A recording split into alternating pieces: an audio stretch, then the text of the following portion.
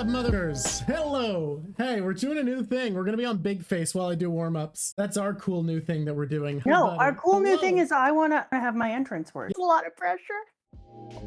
Let's squish this, squishies.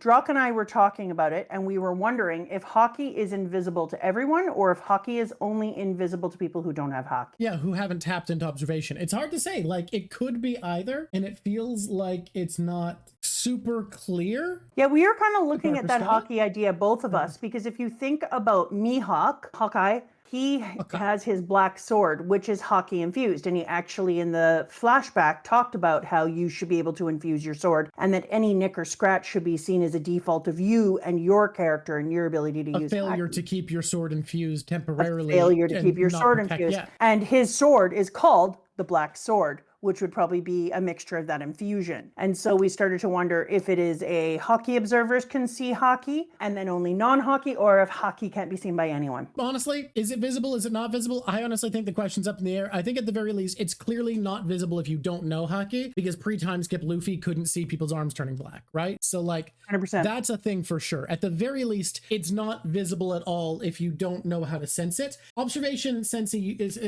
you might just sense it, and then the blackening is a visual representation of the sensing. But the fact that it can turn something black, I think means at the very least something to it being tangible. Can you imagine Mihawk just sitting out there with some black paint or like a black Sharpie and just being like, Yeah, that is my thought, that post-time skip, the camera did gain observation hockey because the camera through the world is the Straw Hats. We see the world the way Luffy. We see the world the way Luffy sees the world, whether or not he's there. So I think it makes sense that post-time skip, we can see it. Yeah.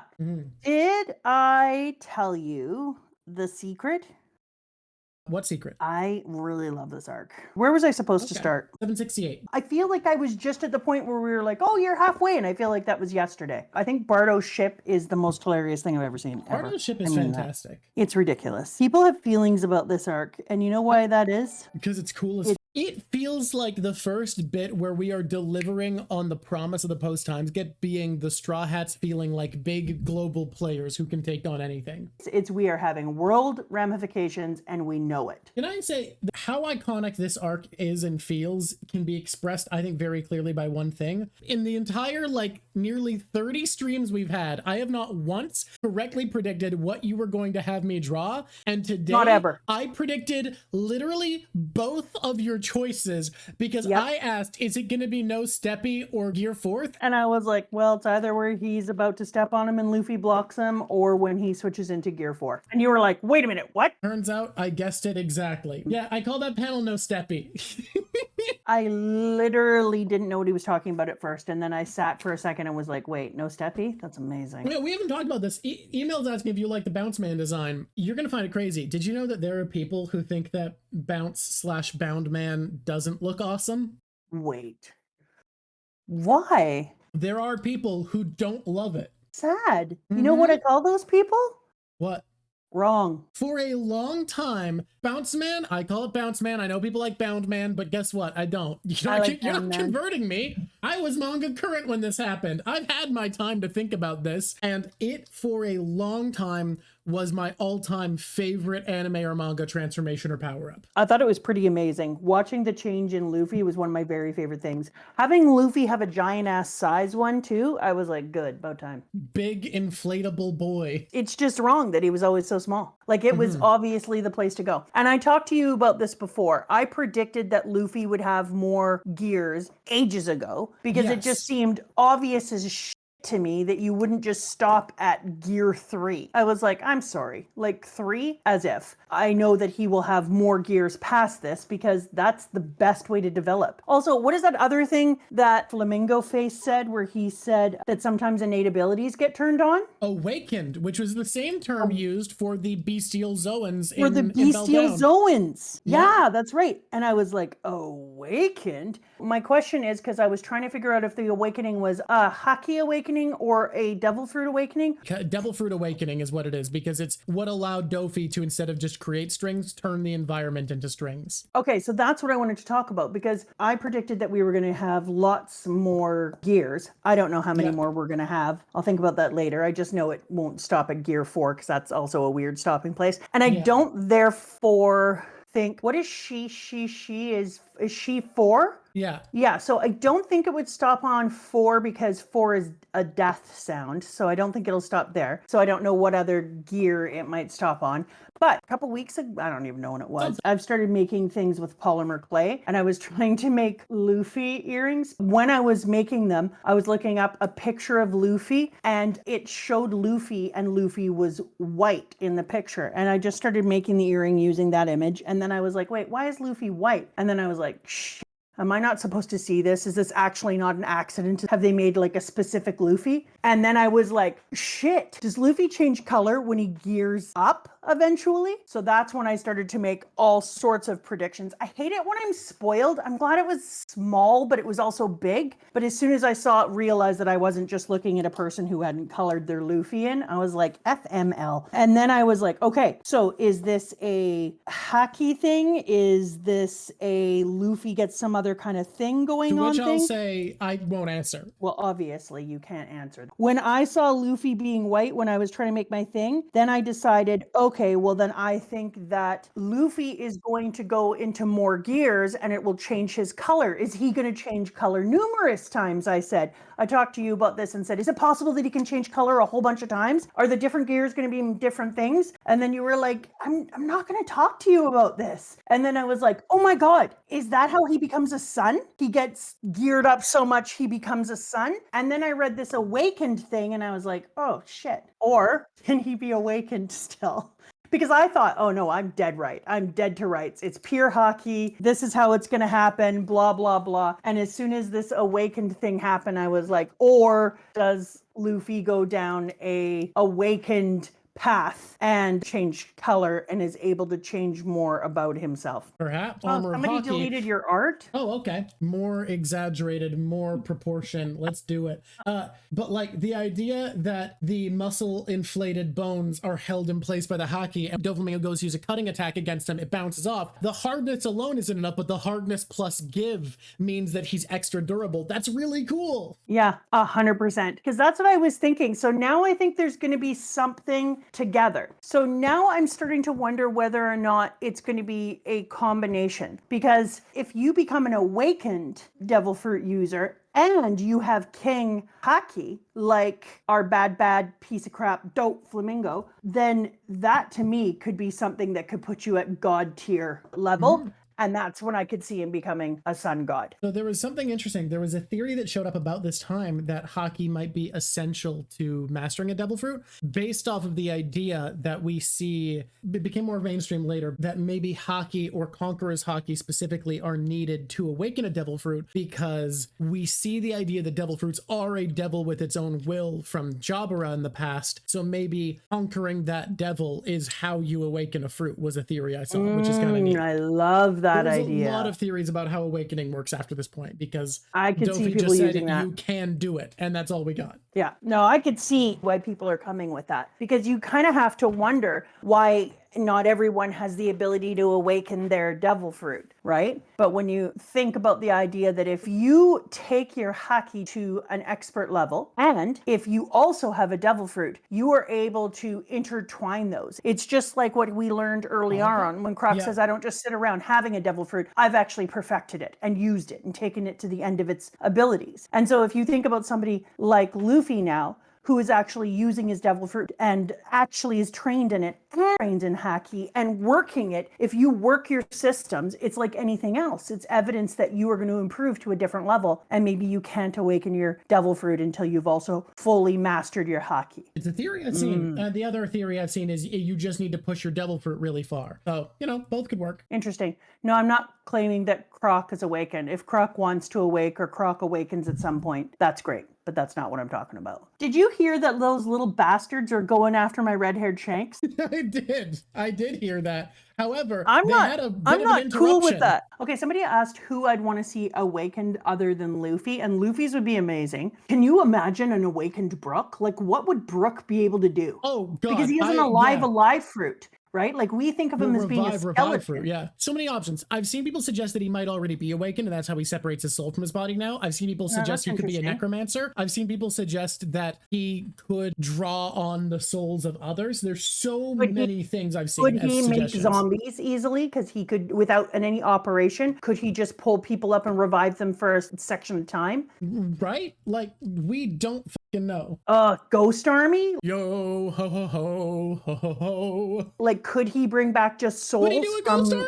Yeah. Is that how Yorkie comes back? Who knows? Maybe he is dead, but that doesn't mean nothing. An awakened Brook can get him. Maybe. He could do some stuff. An awakened Foxy. An awakened Law would be wild. What would happen? Would he just get roomier? Could he have rooms within rooms? What does that do? Within rooms? What does that do? And what does that do? And are you able to keep people in different sections of them? And can you just mix people together all over the place? You could do some stuff. Who do I want to be awakened? If I'm going to be honest, I want an awakened Brook. That one, to me, that feels wild. I don't know what an awakened Chopper would be, but you know what I think that it would be? Creepy. I've actually seen a theory that I really like, that Chopper uses rumble balls to artificially awaken his fruit, because the big, stupid, smashy, invincible monster thing is what the jailer beasts of Impel Down are. So he used rumble balls to artificially awaken his fruit is a theory I've seen, and I actually think it's true. That's possible.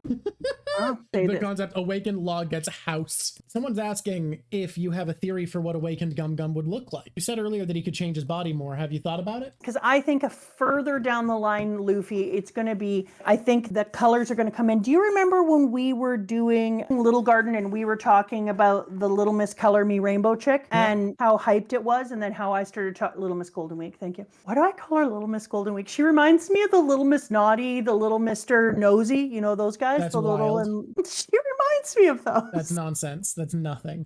No, you're nonsense. Don't be ridiculous. So when I saw them, I started to think about her colors and how colors have meaning. And then later on, we saw it in another thing I did where I said that the colors were important. Where was it when I started? Is she 18? Oh, good for her, little Mr. and Mrs. Books. Fishman Island for some reason, when you were talking about hockey? I had an earlier one when I was talking about how the different colors were going to have different powers and that putting colors on things meant something. I think that was still Fishman Island, yeah. Was it? Because we were talking about her and I said how she uses the color theories and puts colors on things, and we were talking about the sunlight and reflection and talking about how that was probably Haki, obviously, because he said she didn't have a devil fruit. So she was using the Haki colors and breaking apart the visible light and using distinct things. I remember because we were talking about how there might be other types of Haki and that we're not aware of them, and that it could almost be separated like color systems and broken apart, so you can see that there's observation Haki, and in actuality there's a whole bunch of different types of Haki, and it's almost in a color spectrum, and that the Haki could be related to different colors, and that's one of the reasons when she puts it on things. And so now I think that when we're going to see an awakened Luffy, there's going to be, because I know we have to see an awakened Luffy, I'm sorry, that's Chekhov's gun. You can't have him being like, oh, and you can be awakened, oh, just like those other Zoan types who are awakened. Yes, but we're never going to talk about it again, and it won't matter for you, Luffy, even though the story revolves mostly around you. So when I started to think about that, I wondered if we are going to see an awakened Luffy. Is he going to be able to change all the things around him to rubber the way that Dofi was able to change everything into string? But on the other hand, let's be honest, Oda doesn't like to do things all the same. He doesn't want things to be too predictable. You think we've met other awakened users already? Ooh. Almost certainly. I mean, I was going to say, we must have. Like, at all in order. We saw some shit in this one, because not only were we like super sad for the beginning of the life of Dofi, who sucked, and his much better brother Korra, but we saw the backstory of Buttface later, and I actually felt a little bad for him. I'm not gonna lie, even though I hate him. Like, don't get me wrong. And I felt actually a little bad for him. What? Maybe so Senor Pink, waiting. I think I've seen people be like, "Oh my God, he's entirely redeemed," from looking at his backstory, and I've seen people be like, "I still hate him because he lied to that woman," and I'm definitely in the middle of like, yeah, he's actually still a really shitty guy. He was off doing crimes and killing people while lying to his wife that he was a banker. However, I also feel bad for him. What he experienced was really tragic. I think it's ridiculous to say that because a person has had things about them that were wrong, or ways in which they were rude, or ways in which they were not kind, that anything bad about them doesn't count. Like, or anything about them that is good or hard doesn't count. Like, you screw you, it doesn't matter if you had a hard beginning. Loved his wife so much. Yes. He I loved felt his wife and absolutely child. terrible for him. And that idea of him only wearing the little baby suit because it made her smile and now he just wears it all the time, that's actually really crushing. It's I soul actually crushing. feel It's a brutal. lot of felt really sad for that kid. And it I was explains like, why you know people what? around him think he's so hard boiled, because they're like, oh, he's just doing this for this sad reason. And Yeah. also it explains why he's like, stay away from me. I only cause suffering. I'm going to cause problems. I felt really, really hurt for him because also you're also talking about the end of a child's life, and children are kind of a thing for me. It's a soft spot in my heart. Children are. I don't know if you know this as a person who chose teaching as a profession. To think about his little baby's life ending, and on top of that, the devastation that would have caused to his wife, who then went to call him and share in this terribleness and comfort each other, and instead finds out that she's been lied to and that her husband isn't. So I feel more sad for her. Yeah. But it's not like Senor Pink Cat didn't have a bad time there. And like, he very, very clearly loved his wife. Yeah, I feel more sad for his wife, but I still feel great empathy for him. I did feel deeply sad for Bellamy. Watching Bellamy have his spirit crushed while trying to remain loyal to Dofi, I think we're gonna have a weird Bellamy curve. And I think Bellamy's gonna break my heart. Yeah. Well, if I'm thinking about writing Bellamy as a character and I see him realizing what a doofus he's been and then being like deciding to, because Luffy had him, deciding that he's going to buy into this friendship and then becoming part of the friendship and doing more with himself and feeling like he can be more, I still feel that if Dofi ever said, look at what you've done and I'm so impressed with you, and used him, that boom, he'd flip. Even if he became a better person, even if he decided that he had to be a better person, I still think he'd flip. I mean, would I want him to? Maybe not. Do I think that they could write an arc where he just becomes a good person and fights against him? Yes. But I worry that they'd pull oh God, what was his name? Who was having relations with his sister? What? So Jamie Lannister. Jamie Lannister. I'm worried that he'd pull a Jamie Lannister and he would just go. Okay, can we just real briefly, God, that redemption was handled better in the books though, right? Yeah, I would agree. So I'm kind of worried that he's going to pull a little bit of a Jamie Lannister and be like, in the end, I have to go back to Dofi. Like, even though I don't want to, even though I know how repulsive that makes me, I'm going to go back to Dofi. It was really sad to watch him growing up and meeting Dofi and saying things like, the age of pirate pipe dreams is over, and becoming this person and thinking that he was going to get accepted by Dofi, and then having Luffy come and hammer away all of that by punching him in the face that time. The punch that I love, the punch that rings for 1,000 years, some might say. And yet, I just feel like he might break our heart in the end. But I did feel so sad for him and for Luffy when he had to fight him. And what a waste of frickin' time to have to fight. It's like you're trying to go rescue a whole bunch of people in a burning building, but you have a bushfire you have to take care of so you can get through the door. Like, it's just like, are you serious? Get out of my way. This is so... I have to do it to do this, but I'm so pissed off that you exist. Jelly Gremlin pointing out, he's the one character to come back and go, please punch me again, Luffy. I also like that in this one, when we were finding out about Zoro fighting Pica, how we got to see Zoro having an out loud thinky think session when he was trying to decide how he could win against Pica. And he's going through all of his ways and he's pulling out ways that are absolutely impossible. Yeah. First way, we could do this. Second way, we could do this. Third way, and then no, that wouldn't work because he already has a devil fruit. And you're like, what are you doing, man? It really highlighted that Zoro isn't our kid that we're using for his brain. However, he did use a binary search. Oh, 100%, but it was not. It took a while. He went on a long walk. The fact that Zoro did a binary search, which is a thing as I've had explained to me by programmers when this chapter came out, he slices it in half, sees what half still has the faulty code, slices that half in half, sees what half has the faulty code, slices it again, and just does that until he's down to few enough files that the faulty code is found. That is the same way in nature, like, because it would be the same thing. You're just finding the living material in the leftover half. Exactly. Yeah. I love but it. It was great. It was super cool. What is this dude here who is just really cringy? Why do we all like Lao G? I can't explain. Is it because of his dances? I think what the problem is with G, and I hate to do this, I have to remind myself. Yep. I didn't write it and I didn't draw it. It's not me who made him look like a penis with legs. Oh, okay. You're not wrong. You know what? I'm also not really enjoying this whole baby 5 just decides to like. Okay, here's the thing. Did you piece together why her name is Baby 5? No. He was the 5th baby. No. Yes, that's why her bit is needing to be useful to somebody and doing anything if anyone tells her that they need her. Awful. Because she felt useless to her family, who Oh, cared so little okay, about I'll her. gladly They die named for her you. Baby 5. Yes. Oh, that's so terrible. Yeah. Oh, that's right. It won't be of any help. Blah, blah, blah. Oh my God. I skipped this whole page. You skipped a page by accident? Oh, this I explains think why what you didn't. happened is I skipped the whole end of this chapter. The whole section. Dang it. I think that I was up here with Lau the penis and I closed it and was like, that's enough for You closed it when today. you got the Lao. And then the next time I read it, I think my brain was like, nope, you're on 772. Let's not go back to the penis one. That's amazing. Okay, I'm going to read it from here. Okay. Baby 5 starts. Oh, shit. Baby 5 in love. Okay, well, that's amazing. That makes everything make more sense. I was like, the okay, two people you didn't get, turns out you missed their chapter. Okay, I'm glad that I went back though, because I recognized that he looked like a penis, but reading the whole thing, I recognized that he's actually a dick joke, it turns out.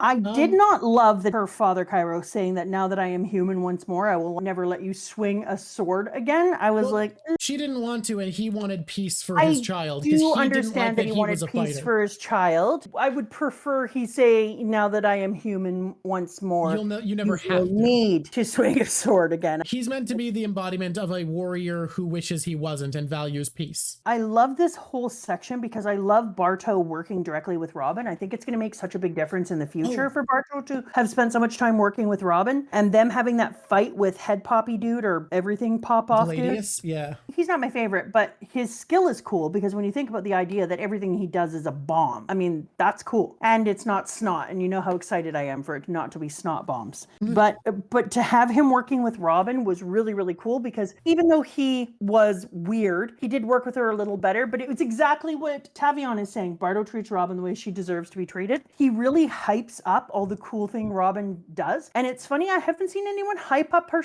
and she does like running up her own arms, growing out of a cliffside. Come on. So I loved his fight with her because he gave her the hype she deserved and he was super proud of her. But the other reason is because there's just that little bit of comfortability. Like he has to start letting the glow kind of slide off the Straw Hats if he intends to work with them. And so I was really pleased that he had to work with her. You can't spend the entire time that you're trying to work with somebody being like, you're so cool. No, you actually have to do some work at the same time. It felt like he moved into the place that the Straw Hats are in, where Luffy and them inspire him, but he doesn't hold them up as deities anymore. Exactly. It was during this fight that I noticed that change in him, and I was really like, yes, this is what we needed. We actually needed to watch him have that change. It was more meaningful. So I loved his fight with Robin. I was kind of very, very pleased with it. I just realized that there was a part about the Rebecca Coliseum fight that we talked about on the phone that never made it in. Can I briefly bring up my thoughts that I had on that? Oh yeah, go ahead. You reading it made me realize how cool it was that, of course, Rebecca was the only person who won that fight, because Cavendish's whole thing is being so fast and aggressive that he finishes everybody off, but then he falls asleep and becomes useless. But Rebecca's fighting style is entirely based on observation, patience, and defense. So of course, she's the only person who can endure a power that is just aggressively attacking everyone around them for a short burst of time. She has a perfect fighting style that was built for it. And I think that was a really cool way of giving her that edge, was that she is the one person who would be able to endure that onslaught, because that's specifically her style. I hate the wench. I did like, who are you calling Boa Hancock, though? Silence, who are you calling Boa Hancock? It was so funny when she was with Mancherry. But then finding out that all she had to do is twist Mancherry so she was in pain and she would cry on them. Like a fucking salt grinder. Yeah, like exactly. I was like, I feel like she's a cloth and she's just squeezing her out, you little bitch. Back off, Mancherry. First, not a spoiler in a while, if you don't like someone squeezing someone like a cloth, there's a character you're gonna hate next arc after next. Oh, yeah, and Mancherry is sweet. Thank you, Jelly. Because he's like, she's... Leo built her up to be such a bitch. She's actually just a total selfish bitch, but we've got to save her anyway. And you're like, come off. And then we meet Mancherry, and when she talks to them, even all of the evil people are like, oh, she's so adorable. And Leo's like, come off it. She's the worst.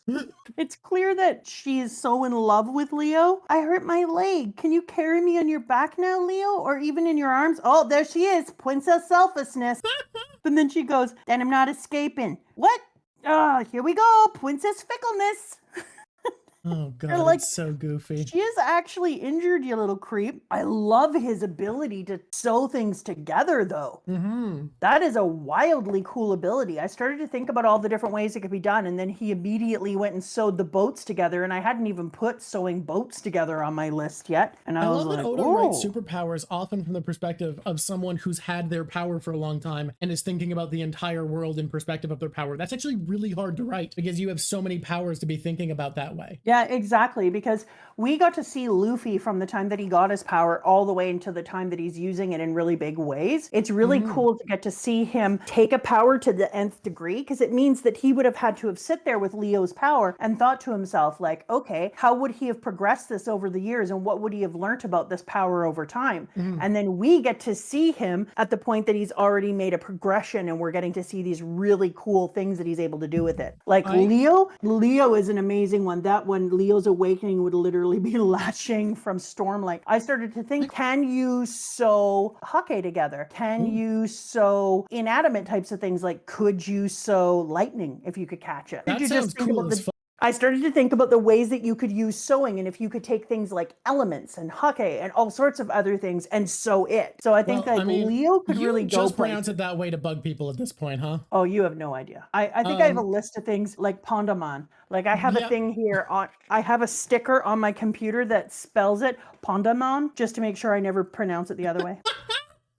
There's two characters in the arc after next who I think are some of the best example of devil fruit masters who have pushed their devil fruits as far as they can. I'm so excited to talk about them because I think we are reaching the point of some peak examples of Oda approaching writing for superpowered characters, thinking about how they use their powers. And I think one of these two characters doesn't get nearly enough hype, and one gets so much and it's still not enough. Really? Oh, I'm so excited. I know that we kind of talked about it, but I have to tell you, the end of the man-to-man fight between so good. our Frankie and our hardcore hard-boiled boy was kind of like, it did two things. At one time, it celebrated the idea of two people coming together and taking the totality of what they have to throw at each other and still feeling like they are competing, and if you don't take the full hit. But it also made you at the same time see how stupid it is, right? Like, he was both celebrating it and highlighting how dumb it is. It's a mockery of manliness because it's like, the most macho thing isn't to do what Dofi and Law and Luffy are doing, where they're dodging, using special attacks, strategizing. It's to just stand there and take it. But it's also like kind of celebrating it too, because it's like, these two manly men are so honorable and they recognize and respect each other's manliness enough that they're going, you're the type of guy who walks around in diaper/Speedo, knows that you're a man despite that. I respect you, and I know you are willing to take everything I throw at you. So let's just take turns. And so it also showed them as somehow being outside of regular fighters. Like, they both saw themselves as being this type of fighter. And it kind of reminded me of sumo. And I started to think about like sumo. Yeah, it's kind of like, can I push you out of the ring kind of feeling? And yet at the same time, you still felt like, that's purely stupid. Like, you shouldn't just be trying to take the full hit, da-da-da-da-da. But they were two big guys fighting. And I said, that very much feels like sumo, and like he isn't just making fun of it. He is saying, it's a bit crazy. I see that, but at the same time, you can see the appeal of it. And so I was like, I really enjoy that you highlighted sumo for what makes it good, while at the same time highlighting that it isn't a great way to feel. Like, as a man, I can take a punch. Good for you. You know what's better than taking the punch? Not taking the punch. Dodge the punch. Dodging the punch. But at the same time, he wasn't putting sumo down, and he was still showing the things about it that make it really cool. And I really enjoyed that. And I think that's why I enjoyed this whole manly man fight. Plus, Pink was able to know when he had lost. He goes down, he does his baby buster, he's all the way in the thing. Then he hears a little sound out of the back of his mind when he's turned in the other direction, and he stands and crosses his arms and says, I lose. He fully agreed to it. Frankie took the biggest, coolest hit, swimming him to the top of a tower and pile driving him. That's great. And he's just like, yeah. How metal does Frankie look emerging with his Terminator eye glowing from the crater? Absolutely an incredible moment. And then he comes out, Frankie, iron boxing. Yeah. And I was like, shit, yes, baby. I also love, I know at that point, the agreement was, if you can take this, I just lose. But it is funny to be going move for move. And Frankie's like, here's my ultimate move, 38 punches. All at one time. Like the most manly thing, because it isn't Frankie's ultimate move. He's got all of his lasers. He is a He's mech. got all, he could change into a cannon. Like he could do other things. And all he is like, here's 38 rapid punches, biatch. And I was like, that's the stunning way to end the fight between these two, is Frankie's iron boxing. It was so rocky to have Pink standing there and looking back on his entire life and his love of his wife Russian and Gimlet, his baby, and having him die. And he's just remembering his whole life while getting the living shit beat out of him. And then it goes into the modern day and he's being punched into the air. And Frankie says, you're a mess. What are you thinking back on as you cry, brother? If we should ever cross paths again, let's share some drinks and you can tell me about a woman named Russian. It's so good. I love that fight. I was slow clapping that one. I was like, that was exactly what that needed at the end. It was a slow clap moment, and it was the only way you can end the manliest fight in the history of ever. They would be best friends. In different circumstances, the two of them would be best friends. Oh, absolutely they would. I grew to love him. Okay, I wasn't sure you'd love him. I was sure you'd think he was interesting. I'm glad you came around because I do love him as a character. Is he a shitty husband? Yes. Is he a bad man? Totally. Yes. But he's really weirdly respectable and interesting and compelling. Yeah, he is. He's got something about him that, and I still think all the women who are swooning over him are weirdos. Yeah. But there's something to him that makes him feel kind of like a treasure, you know? Probably him and Baby Five are the standout members of the doflamingo family for me. I would agree. I love Baby Five. I can't believe that she was named Baby Five after. Why do people change their names more? Okay? Why don't you say, my name is Baby Five because I was born fifth? No, let's get rid of that. However, I think that if you do so when you are a teenager, you should definitely remember, don't feel ashamed of changing your name again. Teenagers have bad opinions. Your taste is not refined enough that you can sit here and tell me what's cool. I'll tell you what's cool. Yeah, honestly, looking at the things teens find cool, like no appreciation for subtlety. You can be as blatant and over the top as you want with teens. And look, I was one of them. I remember. Yeah. That's how it is. Let's move on. When you talk about doflamingo as a bad guy, I like the fact that he gave him multiple names as well. So I started to think about that with doflamingo. I mean, he's the Joker. And when he's the Joker, he knows what he is. He knows what he's doing. He's a different type of bad guy. He acts as a different type of person. He deals with a different type of person. And by intentionally changing his name and allowing him to be many things, it makes him a more dangerous villain because he knows he's all of them, but he also sees himself separately as each of them. He's somebody who has multiple personalities, who sees them all working in tandem for a goal. His inevitable supremacy. And I like that. It's so good. Twisted Minder, if we want to get into proper Gear 4th, when we do get into it, I will absolutely get into my thoughts on that. But yes, the biggest problem with Dofi is exactly what he made fun of Crocodile for. He did not take Straw Hat Luffy seriously.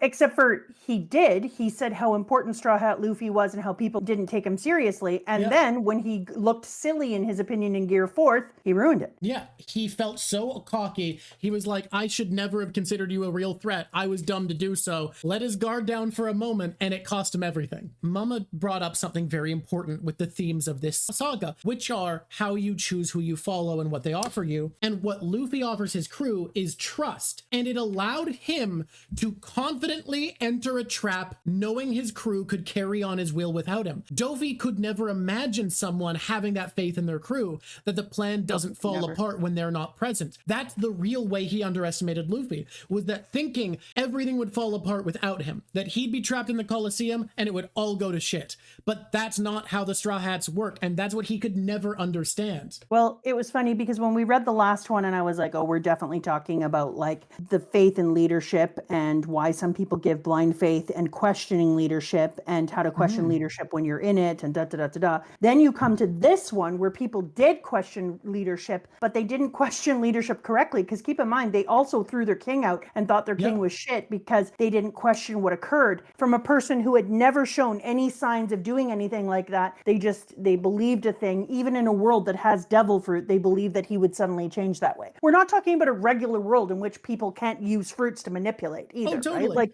if that was happening in this world, sure, but we're talking about a world in which their devil fruit exist and things like that could be explained from it. And yet people chose their leadership and then chose not to have faith in it, despite the fact that they deserve to have faith and they didn't question it further. And then people who decided to have faith in somebody who was telling them who they were. I am going to kill you if you don't do this because you're too weak for me. I am going to take advantage of you. I will use you. So he also showed the type of people that you can get on your side. The baby fives, the Bellamys, the people who felt like nothing people and needed who are something. Dependent on him for meaning. People who are life. Dependent on leadership and meaning. And then people like Trebol and Diamante. Oh, Diamante has a weak ego and needs to be constantly boosted.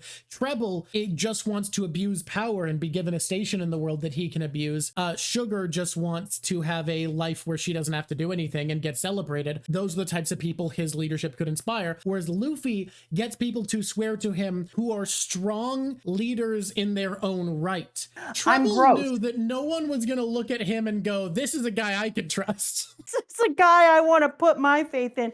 Because there's something to be said. Like, Dofi does not only have charisma, he's hot, he's got style. Yep. He's interesting. Yep. And because of all those things, he's got a cocky swagger, which draws people to you. It just does. If you're going to walk around being like, I'm awesome, some people are going to look at you and go, yeah, you are, baby. But then I was thinking about it, and I was thinking about Luffy. He doesn't ever feel like he needs to be the ultimate person on the crew, the best looking, the strongest, the smartest. He doesn't have any of that. Every single person he's looking at, he's like, oh my God, you're so unique and cool. Come aboard and be on my crew. Hiring people who are bigger and better and more interesting and stronger. And he never worries about his own ego. So his leadership, and I started to look at what Oda was trying to say, and I'm starting to feel that Oda is talking a lot about leadership through the term of ego. How do we learn? How do we lead in ego? And so I started to think about our stupid, icky Caesar and how he needed to feel like he is the center of all things. He is the most important. He is the most intelligent. He has to broadcast himself, showing himself doing bad things so that the whole world could feel fear of him and could put him in the spotlight. Then the leadership of Cabbage. Cabbage needs to be seen as the coolest, the most interesting, the best. And because of that, Cabbage doesn't make it. Then you have somebody like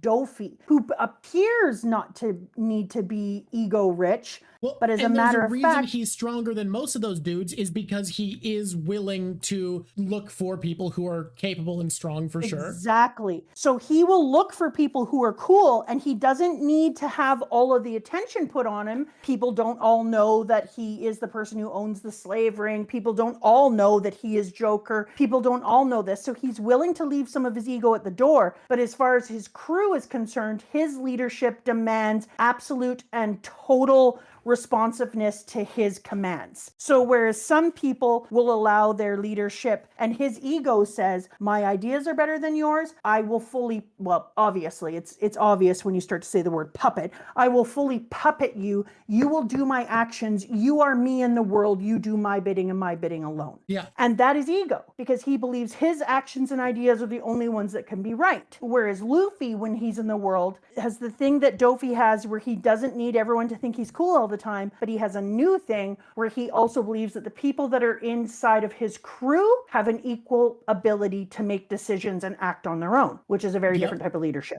And so Luffy thinks their moral compass and what they need to do, what they feel comfortable with. He doesn't order people to do things that go against who they see themselves as. He respects them as actual people. 100%. So out of all of the leaders we've met, the leader who leads with the least ego is Luffy. And we can see all the different type of ego leadership in all the different type of leaders we've seen. And we see part of his success in this arc come from that aspect, because him letting Frankie follow his moral compass by not having the ego to override him and think he knows better gets the Tontadas on our side, who we couldn't have succeeded without. Exactly. We would never have had success without having the Tontadas. And so it's amazing to me when I was watching this, I was like, over the last 3-ish arcs, I've been watching you make different decisions with leadership and with following, and you've done like this subtle thing and through the whole background that shows what level and type of ego are all of the leaders using, and how successful or unsuccessful are they based on that ego? I think the theme of how we pick a leader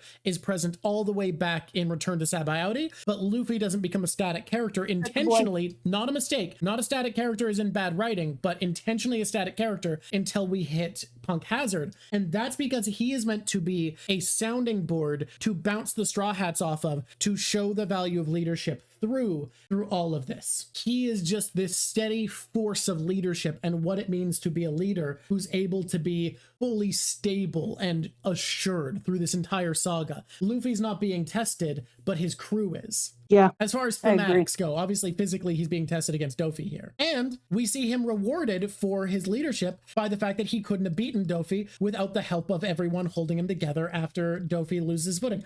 I unironically believe, I don't know if Dofi, I think he could have lost, but I don't think he was guaranteed to lose if not for the moment where he laughs and covers his eyes and gets kicked across the entire city, because he's entirely shaken by that, and he's not in a position to dodge a single attack in the flurry from Gear 4th afterwards. I genuinely think how much damage he took from that may have lost him everything. Lowering his guard to his enemy for a moment there was devastating to him. It 100% did. Not only that, but there was other things going on when you're talking about his ego, because he believes in himself. Like, there's believing in yourself, and then there's delusionalness. When Luffy leaves in Sabaody and has his delusion shot and has his whole crew put into places and he doesn't even know where they are, and realizes we need to wait and we need to train and get stronger, he was humbled, right? And that was really important. And you can see that, and you can compare the difference between Dofi being told by disgusting snot-faced Trebol and his group. You can see the difference of somebody who has been told, you're going to be the top, you're going to be the strongest, you are the most amazing, everything you do is incredible. When he comes into his haki, you're amazing, everything you do is great. A person tripped you, tell me where they are and I'll kill them. A town didn't do this for you, tell me where it is and we'll level it. So Dofi's second stage of life and his raising from Trebol and company was raising him to be ego supreme. Ego all the time, always believing in his own hype. He believes in the hype of Dofi. Whereas Luffy has been humbled many times. Oh yeah, He was this man humbled. gets beat. Yeah, and he was humbled by his grandfather, and he was humbled by Dadam, and he was humbled by Ace and Sabo, and he spent a long portion of his life being humbled. And so Luffy does know that he can lose. He knows what it looks like to fail and stand back up. He knows what it looks like to have to rebuild yourself, to have to regroup yourself, to have to believe in yourself again when you fail. And you can see in real life, people who have never had to fail or have only had successes, how much damage it does. They don't try new things. They don't go to new places. They don't have the resiliency because they don't fail and they don't humble. Whereas Dofi did. So when Dofi first gets stuck in the chest with the gamma knife by Law, and it starts to take him apart on the inside, and then his body, the strings start to sew his things together and he comes back. I think that not only did that do damage to his internal organs, and it does weaken him whether you like it or not, it also did the best thing it possibly could. It reaffirmed to Dofi that he's the strongest, he's the best. You can take your stupid weapon that's supposed to take me apart from the inside, and even that can't take me down. I'm impossible impossible to beat. I can take you both on and I'll win. And so it gave him a false feeling of positive against, like, I am the strongest, I am the best, I can take anyone down. And that moment of him being able to defeat the Gamma Knife, I think, is one of the reasons that when Luffy came back as what he saw, a big old giant muscle balloon, that he was like, this is just bullshit, bitch. I can take you down. I will always win. I am the winner. Whereas Luffy came in and only went up to gear 3 and then was like not wasting all his resources. And Luffy was like, well, shit, I'm going to have to go up to gear 4, and took himself up again and took it seriously the whole time. Knew he could lose, knew he was going to come out of gear 4, knew he was going to need help. And then unlike Flamingo Face, who's like, I don't need anyone else to help, Luffy is like, yeah, everyone, I need help. Please take me somewhere, give me 10 minutes, let me calm down, let me cook on my own for a minute so that I can get my hockey back. And then once we're there, I can come back in. I promise I will take him down then. And so once again, Luffy doesn't have to get over his ego for that to happen. He is easily able to turn to people and say, I need help. He is easily able to turn to people and say, I can't do this on my own. It doesn't make me not great. We are all great, but we're going to be great together. I need your help. Dofi could never. Dofi could never. That's not who he is. And so I think that defeating the Gamma Knife in the end actually ended up being a bigger hindrance to him, because I think that's why in the end he had way too much confidence in himself. He was reminded of how great he was. The way that he was raised, where he was always the best and he was always told he was going to be the most brilliant, came back to him and he was like, I don't have to worry about shit. I am Doflamingo. I love it. I love how well that ties into everything we've been talking about. That's great. I can't even tell you how much I loved this arc for those reasons. I'm watching Luffy have a fight. Oh, but let's just stop for a moment. No Steppy. No Steppy. So no Steppy time, biatch, because that was so good. Steppy. Because when you're watching him do his little preach to Law, what you're actually watching is you are watching Flamingo look at his self. Okay, so Law says, "Countershock, die, you devil!" And then they're all both laying there on the ground. Law's missing an arm, and Dofi sits back up. And then Trebol goes, "That's our king. With enough time, I can perform emergency care on myself. Beneath my skin, my strings are rapidly reconstructing my organs." And so then he goes, "Not quite the same thing as healing, but thanks for self-destructing anyway. And now I can stamp you out for good." And Law's like, "Damn it!" And then he goes to crush his skull, and all Luffy does is put his smaller sandaled foot underneath his fashioned foot, and it just stops. And the two of them are standing with their feet in midair, and Luffy, who comes up to his bent knee, is staring him in the eye, while Flamingo, who looks like a fashion god who's standing 4 feet above him, is looking down on him. And does Luffy flinch? No, he does not, my friend. He just stands there, literally toe to toe, staring up at him. And he's like, "Why did you stop me? I was just going to split Law's skull." And then he goes, "Khoo," and their legs crash. And they talk about the hockey and what it means and go into all the things. And he goes, "His birth infused him with madness. His fate brought him rage. These things solidified him as a demon." And then you meet King Hockey meets King Hockey. Shut up. Like, that is some brilliant, brilliant writing. When you have King Hockey coming to King Hockey, and how does it do it? Through a schoolyard kick. Like a schoolyard kick. Come on. It couldn't have happened in a better way, because it's not like some sword to sword moment or two people punching their fist into each other. It's like a schoolyard kick when the two greatest freaking powers of King Hockey to King Hockey collide midair. Oh, that was really well narrated. It's very good. It's such an immediately iconic scene. There's a reason that this is the first time I guessed literally either, and I guessed both of the two things you'd be thinking about having me draw. It was so, so good. And even though, would it have been nice for Law to get to help him out in the end? Yeah, whatever. I love that Robin created a net and they drop Law out and be like, "It isn't your turn, dude. No matter what happens, like, this is my turn now. Let me finish this off. Let me finish him." That's the thing about Luffy that Law doesn't get, that Luffy carries the will of every person he meets who hates someone. This is not just the force of will of Law fighting Dofi anymore. And it's definitely not just Luffy fighting Dofi. It is Bellamy. It is Leo. It's Van Sherry, it's Trafalgar Law, it's Rebecca, it's Kiros. It is all of the Fujitora. It's every one of their will piling into Monkey D. Luffy. Because a while ago, I was talking to you about how there's a different format for each of the East Blue Straw Hats in a fight, and how Zoro is about being strong enough to overcome, and Sanji is about fighting against his own virtues and finding a way to preserve them. Usopp is about outsmarting, same as Nami. And usually Usopp is outsmarting, but also finding the will to fight. Luffy, I struggled for a while to think, Riku and Viola too, for what his arcs are, and I realized it's drawing on the will of every person who wants freedom, every person who benefits from this person being defeated. It's always thinking about all the people this person's hurt that gives Luffy power to fight. And it's amazing too, because we don't think of Luffy as thinking, right? Like Luffy isn't known for the thinkies. He doesn't have thought bubbles, like almost at all. Almost ever. And yet we intrinsically know, because of the way that Luffy acts with people, that he understands what will is in a very different level than most people do. And he can naturally carry the will of other people with him. What a rare and talented thing that is, to get to empathize to the point that you can pick somebody's will up in your heart. Law is not out of the fight by being knocked out, because Luffy is here to carry his dream forward. And then Law gets it, because they try to take him away, and you can see why Law gets it. I have lived the past 13 years so that I could strike Doflamingo down. I've done everything I can. The rest is in Straw Hat's hands.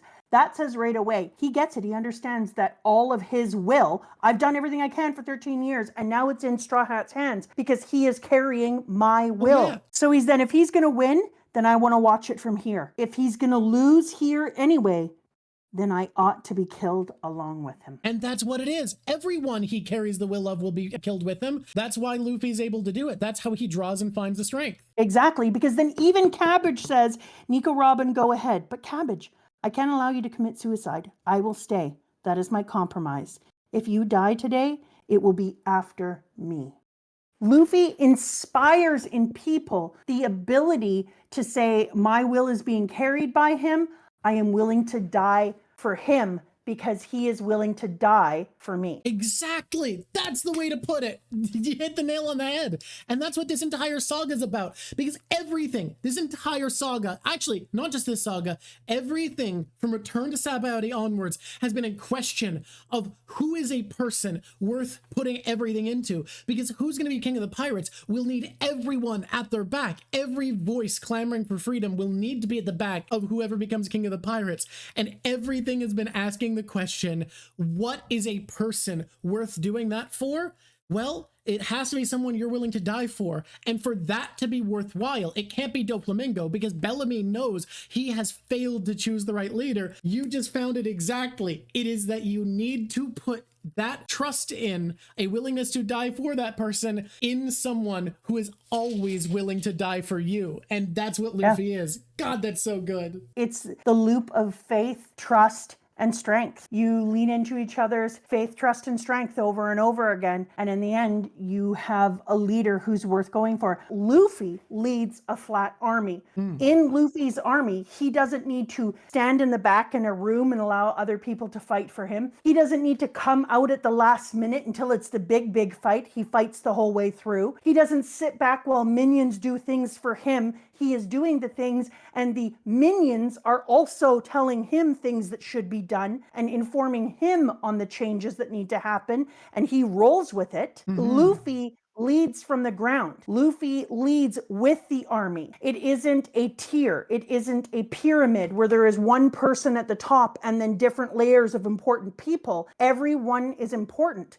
They are the army. No, the bottom layer is the army. And they are fighting the people who are weaker so he doesn't have to, but that's so that he can save as much strength as possible. But Luffy is at the same time too. Yeah. But Luffy does it at the same time too. He will fight weaker people along the way if he needs to. He does what needs to be done. He leads a flat army. I think you're 100% correct. I want to talk about this thing. Sure. Interesting that we've gone back before we talk about that. Because he said, you made my friends cry and you made my friends mad. And you still won't go down, so I'm taking it all on myself, and I won't let any of them die. You and your cage are in my way. And then he has to bite himself again, so we have gone back. Boop, boop, boop. Yep. I'm looking for the time he doesn't need to bite himself, because I think when Luffy levels again and he's able to have more access, that he'll no longer need to bite himself into Gear 4. Oh, Luffy. Luffy is an awakened. I think that's when we're going to get the Sun God is an awakened Luffy. That is definitely my prediction. Although you did previously say that you thought it was not going to be devil fruit related, but that was a long time ago. I love Kagi. I love them pushing back the birdcage and people being like, it's not possible. Why? Because he told you it isn't? Let's try. How about that? Yeah, that's so good. Like, and then they found out, is it possible to push back? No. Is it possible to slow down? Yeah, of course it is. Exactly. And you know what that makes me think about is how often people can't do something. And I remember I dated somebody who is a 3rd degree black belt in karate. And I said, who is the most dangerous person to fight? Like, do you fight up? He said the most dangerous people to fight are the people who haven't even gone through their first dan, because they don't know what the rules are. So they do some things that are so unpredictable and so out of there that sometimes it actually works. And he says, you'll be in a tournament and somebody will pull something out and you're like, that isn't a thing, but it worked. And that's what I feel like Luffy's whole world is kind of in that realm, right? Like, he doesn't know what it means to be a pirate king. He doesn't know what it means to be a leader of people. He doesn't know what it means to have these fights. He's never been trained in all the different ways in the beginning. So he does things that are unexpected, interesting, and just work. And that's the same thing with Zoro. When Zoro was like, well, maybe it will work. Have we tried pushing against it? Like, we're just going to take his word for it that we can't? Why? Why are we listening to the bad guy tell us how we should bad guy? Yeah. That's wild. The guy who's trying to kill us is like, hey, you can't stop me. And all of us are just like, oh, okay. And so Zoro's reminder to everyone, take some agency. Try living, maybe. And that was pretty cool. And I was like, you know what, Zoro? Good for you, man. Way to bring everyone back up to speed and be like, maybe try believing in your own strength. Let's try something new and groundbreaking. I love Zoro being the low and high wisdom character. He's got a lot of wisdom and insight. He's just also a fucking dumb bitch. I really do love Zoro. Every day I love him more. I straight up have a friend who's like, he's just so boring and perfect. I don't know. He's not interesting. He's not perfect. The fact that he has such a strange intelligence, because he's bodily kinesthetic, like through and through. That is a kid who is gonna do wild, awesome bodily kinesthetic things. But every once in a while, you can see him just like bringing his brain in and being like, okay, what does this look like? But he can't do it for other things. Like, he's not philosophizing, but he is doing it for things like strength. And he's like, why? Let's try. I kind of love it for him. He's so interesting. Yeah, true. The Alabasta X's were his idea. I just want to say, you guys being as kind as you are is very reassuring, because sometimes I worry about the vibe I'm putting out based off how often you guys quoting or parroting back to me things I say gets flagged as bullying. Because I called him a dumb bitch. People were like, yeah, but he's my dumb bitch. And it got flagged. And it got flagged? Yeah. That's so sweet. You guys are such squishies. Little squishies. Oh, and the king coming on to tell them everything that's happened and saying there's still hope, don't give up. The grandma running and being like, let's go, we've got this.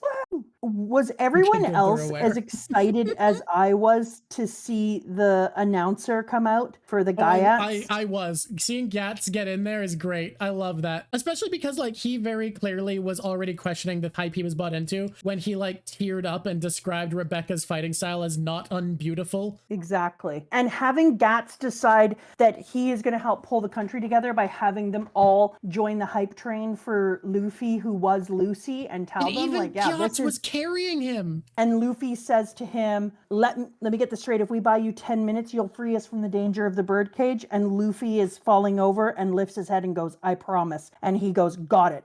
10 minutes. Did you all hear that? And he freaking hikes everyone around him, turns the town into a hype, and is like, let's go, Biatch, let's go. He brings that energy. He brings that fight. The rest of everything changed. I was so happy for Sabo, by the way, that he got to beat the crap out of Jesus Burgess, because that gave him a little bit of a good feeling. But the fact that he came in here, starts the whole countdown with the team, and is like, all we need to do is hold off for 10 minutes. And then Zoro was like, that's fine. Let's push the damn birdcage back, Biatch. And every single person comes together in unity If you're going to die, what's a better way to die? Fighting against things, trying to push a birdcage back, trying to give a moment for somebody to have the win, coming together and realizing it's going to take the entire damn city, or sitting on the ground as a pity party and crying on your shoes. Like, if you're going to die, die hyped. Can't disagree with any of that. And Law coming back up. Every moment counts. I'll take him from here. Yes, sir. It's all good. I love them working so hard to save Luffy. So good. It's all great. Oh,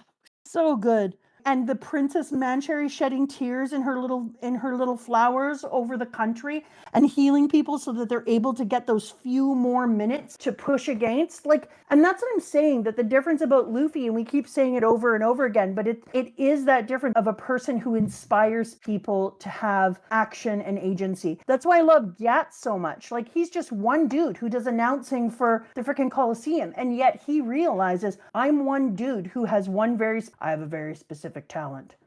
It's announcing, and I will announce so hard and so well that the entire town will come together and defeat you. And so I really feel like he realized, like, I have a specific talent, and my talent is going to make it so that we can win in the end. And so he seems like such a sub character, and yet he ends up being crucial. It's because of him that we actually do get the minutes that we needed for Luffy to make a recovery enough to beat Doflamingo. And so I was like, pop off. And Viola standing up to the little piece of crap at the end. There are some people who love Doflamingo and get really angry. Don't get me wrong, I hate him. And I think he's the worst. He's terrible. But I love how much I hate him. Like, he's such a well-written character. Such a good villain. Luffy coming back for that fight and watching two people who could barely pull themselves together was wild. But I loved this flashback, because you know how I feel about a flashback. Or if I told you, I love a flashback. Fair. What happened to your special Kong gun, he says. You're a tough one, I'll give you that. Maybe I should just skewer you. That's the thing. Listen to this, Rally. There was an even bigger one this one time, and the move didn't work. Sounds like trouble. In that case, you better think of a different method. The problem with Gear 4 is that it places too much strain on your body. And so then Luffy goes into his whole thing about how to make things work, and then gives the greatest thing. You try to trap everyone within your own hands so that you can control everyone. And it's suffocating me. Then blame your blood. You were born to be human refuse and a helpless puppet. I'm not like you humans. It is so fascinating to me how he actually sees himself as not being human. Like, it's really fascinating that the Celestials actually see themselves as apart from human.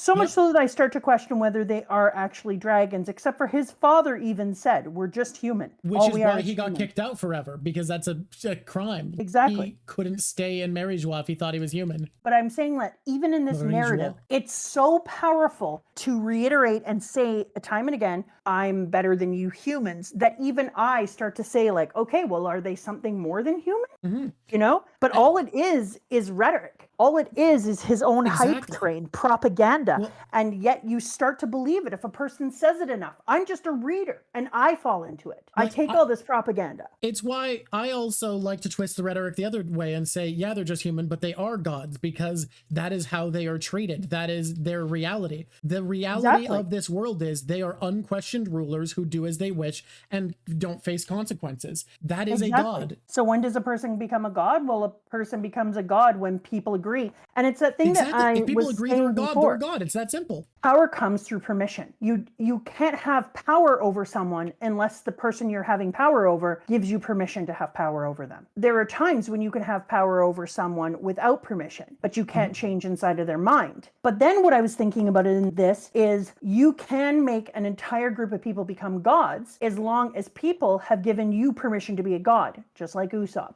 Everyone has decided and called you God Usopp, and now you're God Usopp, even though what godly things are you doing? Well, are they more godly than the things that the rest of your crew is doing? Not necessarily. So if you use the rhetoric and the propaganda, you can become a god nation. You can believe in your own hype and see yourself as being something other than you are. Can you believe that there was a broadcast from Dressrosa finding out all about the state of Dressrosa, everything that was happening that's gone out into the world, that they heard the announcement and then watched a Marine kowtow to a king and beg forgiveness? Ugh. Allow me to most humbly apologize on behalf of the government. We have done you a terrible disservice. Fujitora, the absolute goat of the Marines. Holy shit. God damn. No, it changes everything. It absolutely Mhm. changes everything. Mhm. To have this man humble himself in front of a king of a nation shows the fallibility of the government controller in the world. It reminds people of their fallibility. It reminds people that the people within the government and the people within this position, you could be a warlord of the sea, but all you are is a person. You're fallible. You create mistakes. And then to have them apologize also reminds people, right, why are you taken without question? So I think Fujitora is the best version of a person trying to do good within a broken system because he's actively trying to change the system from the inside instead of just accepting it as a limiting factor. Exactly. Like, he wants the system to be better, so he is putting his effort into making it better instead of just being a good participant of a bad system. Exactly. And then we get to hear this as a world. The false prosperity and true nature of mighty Dressrosa, the fall of doflamingo and the world's greatest black market broker, and the Marine HQ Admiral Fujitora prostrating himself in apology. The massive incident, trapped within a cage, was finally unleashed upon the world. Put that in an article. We got to tell everyone there's major news coming out of Dressrosa. That pirate alliance just took down doflamingo, the heavenly demon.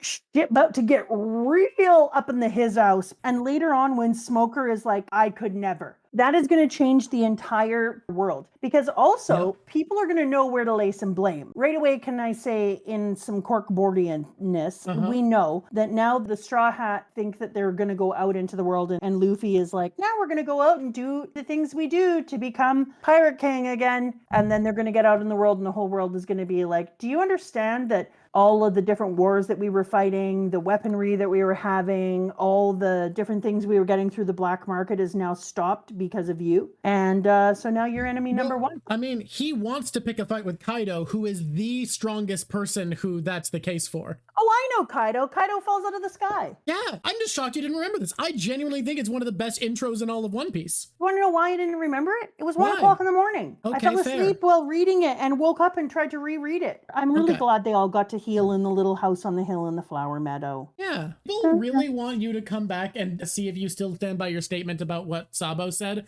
or if you feel different now that you know Sabo's grateful he's alive. I kind of do feel different in that context because, like, it's him being like, you're still you. That's such good news. That's what I'm feeling more now. I will never stop feeling like... It's a phrase you intrinsically dislike. I hate it. You know how you and I have that divergent thinking thing where we can be away from a friend for 5 years and then we feel just as fondly about them as we did when we last saw them. Yeah. And then when we see them, we're like, well, let's just fall right back into our normal friendship. Why do we have to do any weird, awkward time? We're best friends. And then some people don't work that way. Yeah. Because of that, I'm really cognizant of remembering that there's a passage of time and people could have changed. It is a phrase that I think most people don't have a problem with, that to you goes against your values in a deeper way, and it makes it hard for you to just write it off as like a platitude.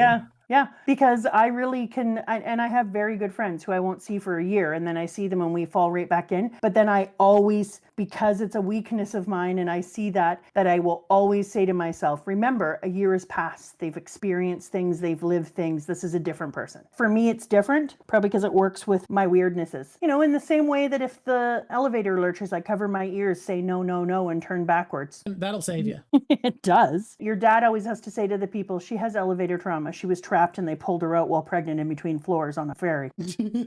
Loving that Sengoku went white in the meantime. Dude's whole head is white now. Yep. In the 2 years. The stress of what has become of his actions, I think, is getting to him. Don't you just love that everybody comes there? We've got Sengoku, the great advisor, Zoro. And then we get our blind justice boy just frickin' dragging his feet, giving Luffy and others the time they need to heal, which is so good and so unpredicted, because you can see that there's this piece of him that understands that what he saw in Luffy was such goodness. But I think one of the most snaps showing ahead, Luffy kidnapping Rebecca, which is peak awesomeness. Like, It's so him. It's so Luffy just being like, you know what? I can't go because before I would ever do that, I'm gonna need to go and get Rebecca, because I know that the number one thing she said she wanted the entire time that I was with her as Lucy is to just get to live a normal life with her dad. And there is no way in hell that I am leaving here and leaving her in the situation she's in. That is peak Luffy, because we always see Luffy as putting back together nations, and he seems to be playing on a bigger and bigger level all the time and doing these huge moves at country level. And then we see him sink back into the person to person level and be like, no, this is a friend. Rebecca and I are friends, and I have to take care of our friendship. Because I think he only takes on a country through the lens of people he's met. Like, through the lens of individuals. Think in the scale of like, this is a nation that's sad. He thinks in the scale of, these are people who the tragedy of this nation is hurting. Exactly. He keeps coming about Sabo's amnesia. You know, it's always hard. Because amnesia is always a little weak feeling. Amnesia always has the feeling of like, really? That's convenient. That's really convenient. But then I remember every time I tell myself that amnesia is a stupid trope, I remember that I actually know someone in my life who I met who showed me photo albums of his life and told me what it was like to look at a person who had his face but was not him. It's real. And because of that, I suspend and remember, though it is a fun thing to write about, and it's a little easy of a way to write some things and to make an excuse for characters, that it's also something that is very real and occurs, and therefore I need to take my head out of my ass and just allow it to happen. Now, if he uses amnesia again, I'll be like, come on. So yeah. Paladin Berserker's pointing out that Akainu's real name, Sakazuki, means an exchanging of cups. So when he read the newspaper about Ace's death, he might have read the name Sakazuki next to Ace and Luffy, and that jogged his memory. Okay. It makes sense. Interesting note, people are asking a lot if you think Sengoku actually loved Horasan or if he was just using him. And I think you said the last time that you think he started off just using him but came to love him. I stick by that. Yeah, I think that's the best reading of it. I think that's very apt. No, I totally stick by that. And I think that's fine. I think something that I always remind myself is people can start off with the wrong intentions and come to the right place. And I'm okay with that. He definitely came to love him. Yeah, I did say he kind of loved him as a pet. Yeah, I think that there's real love there. He did at the end, like, reassure Law that Korra didn't die so that he could kill Dofi. Korra died so that he could be free. Exactly. So when he says, and Goku says, he was someone I cared about and someone who meant something to me. You don't have a family. I took him in as a boy and I treated him like a son.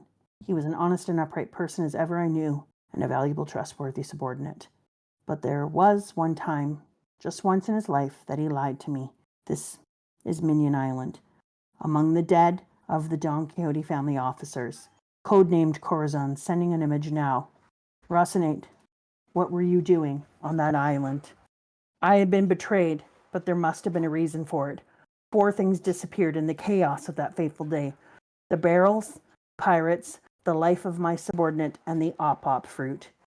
And a boy with white lead disease who was with the Don Quixote family at the time. It was you. I also think that there might be another reason that Law chose to be a white snow leopard. I think that having a snow leopard means that he is an all-white body with just splotches of color on it, which is what he would have looked like before he died. And I think it's a constant reminder to him that he embodies the spirit of his entire nation, whose bodies became white. And he is the only one that is living on for them, the way that Robin is the only one who is living on for her people. And so by being a snow leopard, he embodies literally in his pants and his hat and other things the look that all of his nation would have had before death. Sure, it's a nod to his sister, but I think it's a nod to everyone. I think there'd be a lot of reasons, but I could see that being one of them. Okay. Oh, I'm going to read the thing from Dr. Jack first. Oh, it's from Dr. Jack? Oh, how cool. Yeah, Dr. Jack is a crew supporter as well as a mod. Hello, Mama Drawk and Drawk. I hope you're well. The crewmate segment contains 2 topics that happened to be on the sidelines while Dressrosa was running in Weekly Shonen Jump. And I hope you all bear with me for bad grammar. Probably won't be bad grammar, but we'll see. But first, I would like to share a few numbers about Dressrosa. It started with chapter 400 on March 4th, 2013, and ended with chapter 801 on September 28th, 2015. Those 938 days spent on Dressrosa arc for over 2 years, 6 months, and 26 days. Those are 85 named characters are present at Dressrosa during the Dressrosa arc. That's crazy. In 2013, I remember something from when I was reading Dressrosa Weekly. there was a bit of controversy happening in the manga world that would create a rift between some One Piece and Fairy Tail fans. I remember this. But I remember that when the first chapters of Dressrosa were published, it was argued that Oda took a jab at fellow mangaka Hiro Mashima for allegedly taking a bit much liberty with taking inspiration from One Piece while creating his own manga called Fairy Tail. For example, Oda apparently named the alias of Luffy after the first name of Fairy Tail's female protagonist, Lucy. Someone pointed out that Zoro lets his swords get stolen by a fairy. We'll never know if this is be intentional and has never been officially confirmed, but as far as I know, I don't want to go into the whole controversies. I've never read Fairy Tail, but I hope you can imagine my confusion regarding the Dressrosa arc when I heard about this back in the day. If the controversy actually goes deep, because as well as that, Fairy Tail started a Colosseum arc shortly after the start of Dressrosa, and there is a character in Fairy Tail who's a mentor to the main character named Gildarts, who literally just looks like Shanks, but he lost an arm and a leg instead of just an arm. What the what? Yeah, that is a thing. Another piece of trivia. On the Drawk, please check out the cover page of chapter 766 now or after the stream. Can you go grab that and I'll tell you? Okay, You know what? Let's go big face mode while we're doing this. Ooh, I love this. I am now on 766 cover art. What you will find there is a cover page consisting of Luffy having dinner with an apparent friend. Oda created the cover page to celebrate Naruto's incredible run with 700 released chapters that came to an end as of November 10th, 2014. Masashi Kishimoto, the mangaka of Naruto, in return featured a similar hint to One Piece in the last Naruto chapter in the form of a painted Straw Hat logo. The friendship between Oda and Kishimoto transcended a common friendship between two mangaka. Kishimoto was actually under scrutiny from the publisher of Weekly Shonen Jump. See, Naruto was one of the most popular manga and anime, if not the most popular of all time, according to a lot of manga anime fans. It was a huge cash cow for all the companies involved with the intellectual property, and ending a successful and popular manga is not always appreciated in a profit-driven environment. For some series, this means that a mangaka was sometimes forced to stretch out the planned storyline with the inclusion of canon filler content. When a manga series ends, the Hankoben featuring the last chapter usually has a main cover page acknowledging and celebrating the series by having the main character front and center. Naruto wasn't front and center on the respective cover page of the Weekly Shonen Jump issue 50 of 2014. It is heavily implied that Weekly Shonen Jump didn't want to give Naruto a well-deserved farewell. This made Oda speaking out against Weekly Shonen Jump in the same month by publishing this public comment. No matter how great the series, it doesn't get the cover for the final chapter. Gotta love Jump for sticking to its guns. It's sad to see that Oda was probably the only one who could have done something like that due to his status as the most successful mangaka by volume sold. Well, that was my segment. I would like to make one last shout out for your amazing editors, Lucky Laugh and Cricket Bones. Thank you so much.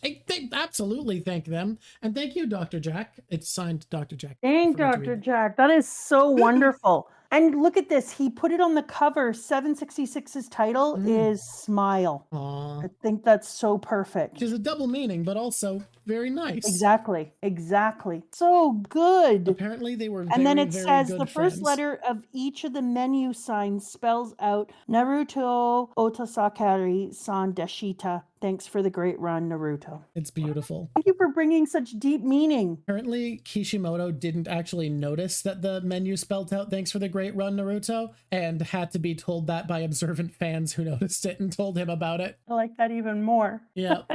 They got along super well, and apparently both of them have said that one of their favorite days of all time was when the two of them were spending time with Akira Toriyama, the mangaka of Dragon Ball, who recently passed away, and he called them his friends. Oh. Yeah, I almost cried when I said that. I could actually hear it in your voice. That's so beautiful. Oh, man. Can I just tell you a little observation that I'm going to try to not get all choked up with? Because I don't know if you know this about me. I can sometimes be emotional. I try to keep it on the DL about my emotionalness. Okay. But it is actually so cool to, at this stage of my life, go into something like manga, which is a whole different world. It's reading, but it's a different world. Yeah. And there are rules and there are themes and there are all sorts of things in it that are specific to manga. And to get to be a part of a world and then have people, all the squishies and you give me information and try to protect me from the outside world so I could read this as fresh snow and make my own patterns in it and then give me background. What a freaking gift. What an absolute gift. And I'm so thrilled that you appreciate it, because I've appreciated this series so much, because like I love thematic reading and it's something that I've been okay with, but because I was younger and not as educated when I read a lot of it, I've taken a lot of it for granted, and you've helped me build a foundation of understanding a series I love so much better than I otherwise did. And it's been incredible to get to more deeply appreciate something I love because of the hard work that you've given it, and the fact that you've given it not just the attention that you would give just anything you've read, but so much thought and love and care that we've found so much more to this thing that I already loved. It's been incredible. So thank you. I really appreciate that. It's lovely. Yeah. Now let me go into another sweet thing before I move on. I'm going to take a deep breath, no tears, because I'm very tough. All right. Then let us both keep him in our memory. And that should be enough. You can live free. I'm sure that's what he would tell you. That's it, Law. You've been released. Live free and feel good. Okay, moving forward. I think the end of this might be one of my favorite endings of all time. Chapters 799, 800, and 801. Okay, now I think one of the greatest, sweetest, yet most ridiculous things is Luffy calling out his moves and being like, shut up, I can't just whoop you without saying anything when I already know you can't see. I don't think you're that bad of a guy, old man. And then he gets all like touched and makes this cute little face. Luffy's like, I'm going to hit you now. I'm going to kick you now. And he's like, what are you laughing at? I'm going to kick you. And I just think it's so cute when he's like, a man fights. He has a standing to uphold. And I think it was one of the sweetest things. And I know how touched that he was. I think this was so cool. It was the most hilarious thing, but it also just showed Luffy to a T. He is going to kick your ass at the same time as he knows that you're blind. So he doesn't feel comfortable just kicking your ass without also giving you the opportunity to fight. I was like, that there is peak Luffy. What do you want to mention, Cricket? The idea that Dofi sees the world with rose-colored glasses because he wears literally rose-colored glasses and they're broken off by Luffy's final attack. Yeah. I was like, how fitting symbolically that you're like, enjoy those rose-colored glasses, biatch. He sees the entire world through the lens that he's superior and deserves this. Exactly. So the thing I was about to say is you can see that those rose-colored glasses are really put there by the people who are trying to convince him that he is the greatest, until eventually he sees the world through his own color. And it's the lens of his superiority. What I think most people miss about Dofi is like he is this contradiction where he sees himself as superior, but he's a coward still, because he thinks there's no world where he's strong enough to fight the world government, and there's no world where he's strong enough to fight Kaido. So he needs to come up with these manipulative strategies to turn them against each other to be in a position where no one can kill him. He's not confident enough in his strength to just take on the world like Luffy is. He puts himself beneath Kaido despite acting like he's superior. Yeah, and he knows that Kaido could kick his damn ass. And he is worried about Kaido. Yeah, so having them fly off his face is kind of also saying like, yeah, you're even less superior than you thought. And the hype that you have allowed other people to build in you is unwarranted. I just put something together too. Kaido's intro goes into something that makes him so scary, because you talked about how something that makes Luffy terrifying is he knows what it is to be humbled. What did the speech that introduced Kaido emphasize? How many times he's lost? Yeah. Because characters like Kaido and Luffy punch above their weight class. They try things. They're not cowards. They actually work and do whatever they can and get stronger from it. Yes. It's why when people are like, how do you like this game? I'm like, I love it. I die so much. Because I think that should be your approach. Like, if you're trying new things, you know, in the game world, they always say, if you ain't trying, you ain't trying. And in the real world, if you're going to try a new sport, you're probably going to get hurt. In anything you're doing, you have to be willing to suck, and you don't have to just tell people all the hype of all your greatest things. It's not the beginning, it's the end. Be willing to do things that are difficult and you suck at. And that makes Kaido scarier than Dofi, because his intro emphasizes that he's lost a lot. At this point, he is strong, but he lost a lot on the way to get there. Yeah, exactly. I want to hate his glasses too. That's the only person that I can really see them on. Like, and the flamingo. When they put him in the SBS and they gave the flamingo his glasses, I love that too. Straw Hat Luffy, honest to a fault. Everybody seems determined to save you. What kind of a man are you? What color is your hair? What shape your eyes? What features do you wear? I suppose I shouldn't have closed these eyes. Now, I want to take a gander at your face. I reckon it must look mighty kind.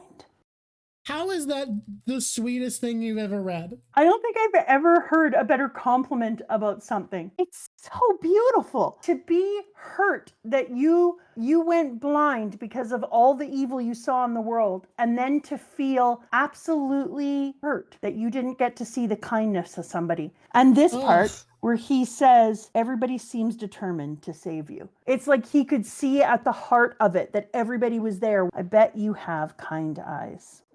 But you remember when I said that I thought that he was going to have an armada? I said he either had to have an armada, and you said Bardo would either be part of an armada or join the crew. Well, you get a gold star. Yeah, baby. The Straw Hat Grand Fleet is here. And I knew that it had to happen because to become the Pirate King, it's going to have to happen. But it happened so Luffy style. For Luffy to have them all be like, and now we're going to take the father oath. And Luffy was like, father and son? Yeah, you're the father figure, the boss, and we're your son, your followers. Let's take our rightful places under the affiliation of the Straw Hat Pirates. And you're like, oh my God, that is exactly what I was hoping for. And then Luffy goes, yeah, I ain't drinking this, and laughs. And they're like, what? I don't really like alcohol. It ain't for the flavor, sir. Listen close, because what happened here is some big-time players are going to be chosen, y'all. And you saved our lives, and we owe you a debt. Forget it. You're wasting your time.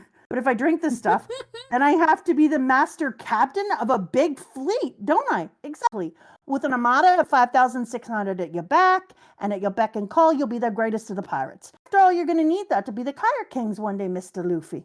Even this ain't enough to conquer the world with. And then Luffy says, in the most Luffy thing, it'll cramp my style. What? Listen, I just want to be a Pirate King, that's all. I don't want to be some kind of big shot. What? Yep. Luffy. It is so Luffy. And then they did this thing this kid said to me when I was in grade 9, when I was like, I don't want you to like me. And he's like, too bad, I'm allowed to like you. You can't choose who I like. They did the same thing. They were like, fine, we're still going to take an oath of loyalty. We'll do our own thing, but you are still our leader. Like it or not, buddy. And he's like, And then what does Bardo say? I gotta say, I'm even more crazy about you than before, Mr. Luffy. It's so good. So this could not be a more pirate thing.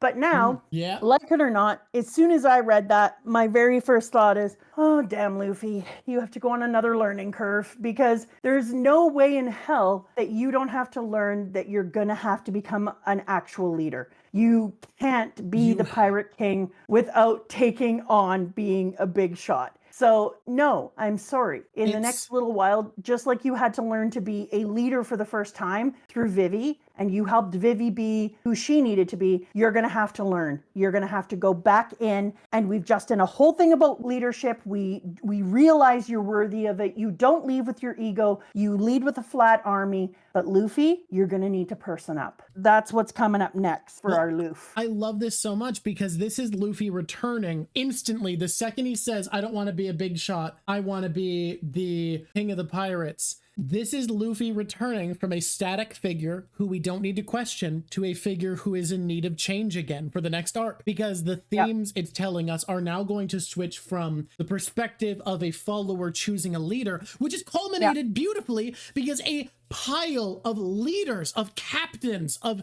people with armadas at their back choose to bend the knee to Luffy even when he doesn't want it. And that is ended not just with that, but with an admission from the author almost directly that we now get to switch back to Luffy being the character in need of questioning and change as he surpasses the last obstacle of a person who didn't imagine themselves at the top of the world and is now putting himself only against people whose ambitions rival his own. He now has to focus on a new theme, which is responsibility. Yeah, I agree. And he starts his responsibility off a little better because in chapter 799, he says says, like, I'm done from running away from people. I'm going to have to fight the big powers. I'm going to have to stand and take my ground. Let's just see this part just before he gets torn away when he says, and then the whole townsfolk come and get him. Oh, they're such good kids. When a man fights, he has a standing to uphold, and that leaves no room for honest sympathy and the likes and dislikes. Are you really that big a fool? I'm trying my utmost to uphold my standard over here.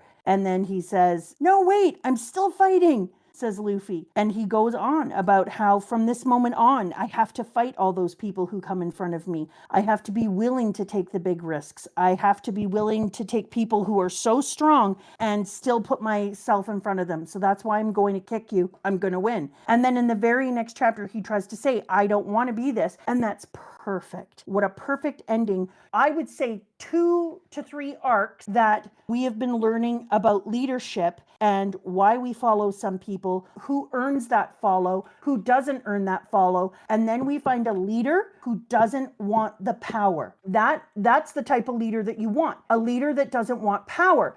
But now a reluctant leader is one of the best you can have. And now Luffy is going to have to learn that whether you like it or not, if you're aiming high, even though you are reluctant to lead, people deserve to feel like they are being led when they put their faith in you. It's such a brilliant way to write the transition from Luffy, the static character who the theme revolves around, to Luffy, once again, the character who the theme is questioning. It so smoothly goes into, yeah, that's so Luffy, but also, yeah, this is a mindset that probably is going to be challenged. Just like when he was inflexible when Nami was sick in Drum Island, you pointing out that that was the moment that we had it revealed that we were going to be talking about leadership and what Luffy needs as qualities of a leader. We are now going to be facing that again on a larger scale of he knows how to lead a group of people, but does he understand the responsibility of being a big shot in the world? Yeah, and he didn't. And I think that he doesn't, but I think that's next. And he's going to become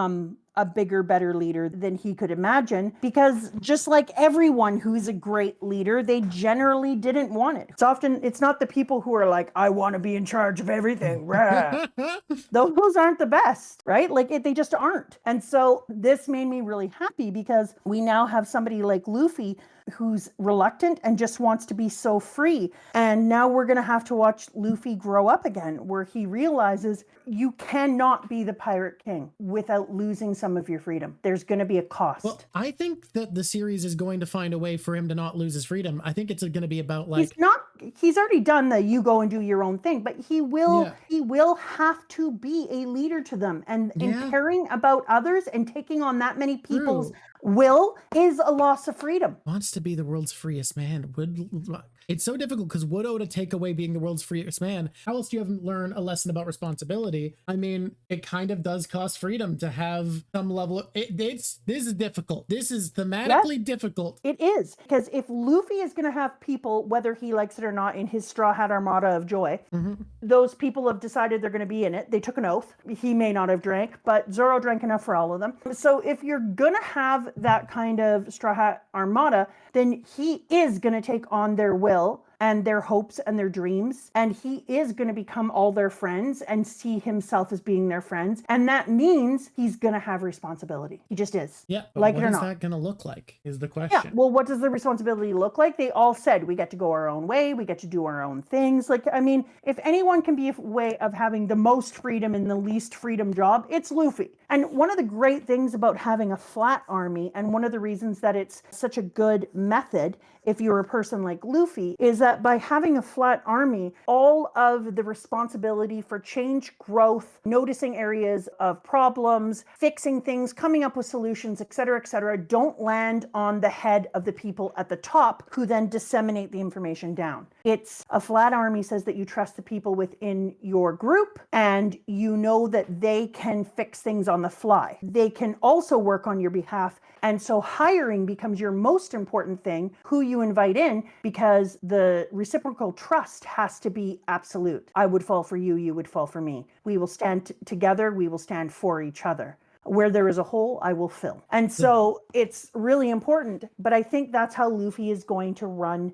My prediction is that's how he's going to end up running his entire armada, is as a flat army. All right. I think that's also interesting to think about, like, this is a perfect fleet for Luffy because they are freely choosing to help him. Like, they are representing he didn't ask them. Yeah, they came. Exactly. They are choosing to, they want to serve him. And the main way he's a leader to them right now is by having inspired them. But there still is like a level of responsibility that comes with that because he just has to think about what his actions are inspiring. It also doesn't matter how flat the army is. Like the one person that I saw lead in that way in a beautiful way, regardless of anything else, the Bucks still stopped with him. They're still following the dream of Luffy becoming the king of the pirates. So the Bucks still stopped. Someone brought up that territories come with responsibility, and I think that's why the Grand Fleet as it is perfect, because to help him, they will likely defend his territories, which Luffy does not want to spend the time having to sail around doing. And Luffy has already said that the Fishman Island can be with his territory if Mama gets too angry at them. So he already knows that he's going to have to take on some more responsibility. He already promised the Fishman he would. Yep. I'm so excited for what's to come. The posters, the wanted poster.